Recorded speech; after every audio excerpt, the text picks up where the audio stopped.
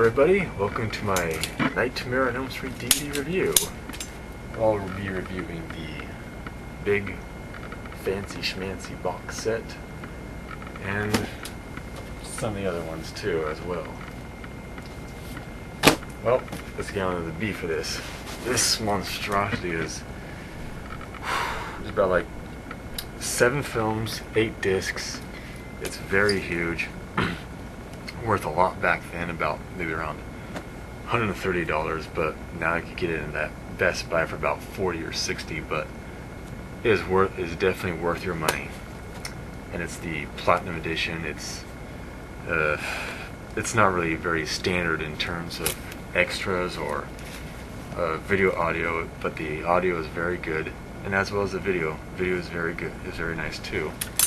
Let's review each of these then.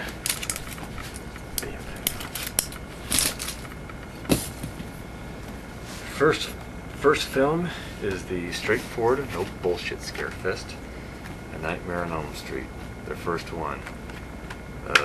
These films are very different from individual releases, and offer a little bit of the old special looking ones, which offer original posters from the original films. You can probably see this a lot different from the VHS version, whereas, you know, the Freddy skull is was a little hidden, but now the poster is off in its entirety. And here's all the discs as they looked, and just some of the minimal extra stuff. It's not really highly decorative, but it's overall black color and it kind of embodies the actual film.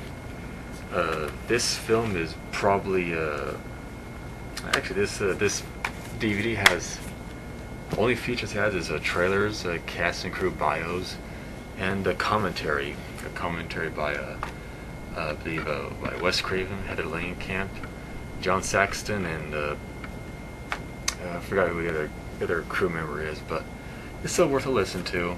The commentary is actually the one imported from the original, I believe, Laserdisc edition that was done, I don't know, like what, back in the mid-90s or something, but they ported it to here, and it's worth a listen to.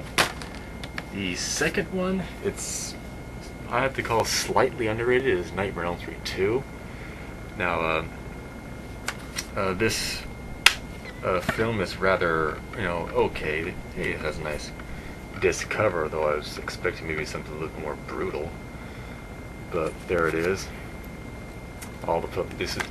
But one thing is nice is this is actually a really good poster, and it actually mirrors the other poster as well, with the Freddy skull and the skeleton-y hand, kind of gibberish.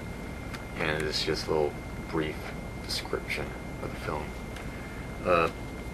Now, aside from Nightmares Parts 1 and 7, which were the Wes Craven directed version, these do not have commentaries. They just have your average video, audio.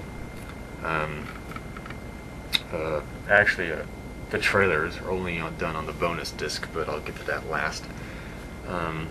So basically almost all these just includes just the movie, cast and crew bios, and well, that's it. But speaking on the film, I think you'll probably see why some fans didn't really embrace this version, because Freddy attacks you in your dreams, whereas this version, people thought it was kind of like somewhere between The Haunting and The Exorcist, like Freddy trying to get into the real world. But on a plus note, it includes Robert Englund's supposedly most favored makeup job done on the film, and I must say it's very grim and grotesque.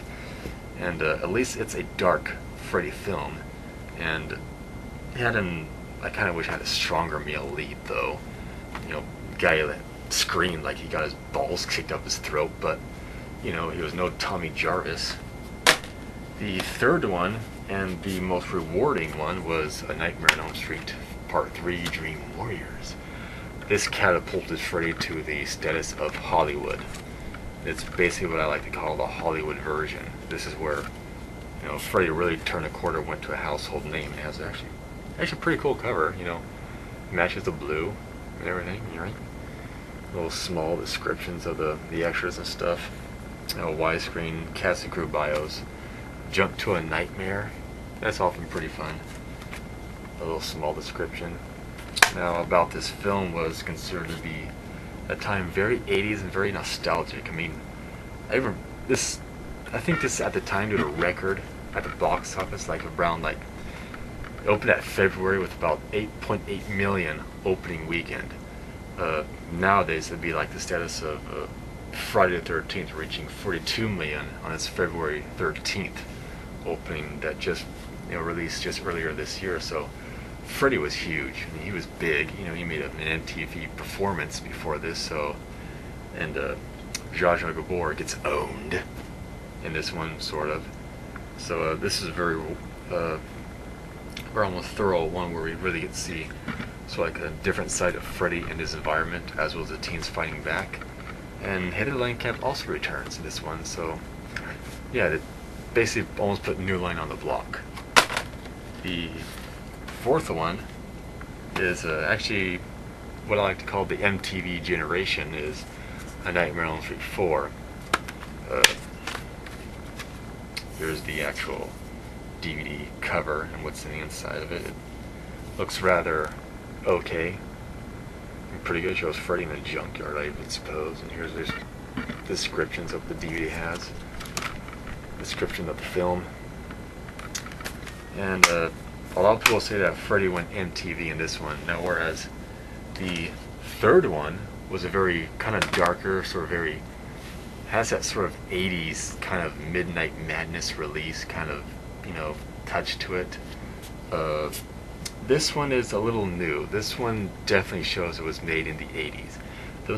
This is a little brighter, not brighter as it's not dark, but it's kind of one of those films where you could watch in daytime and it'll still be good. This catapulted Freddy to the entertainment status.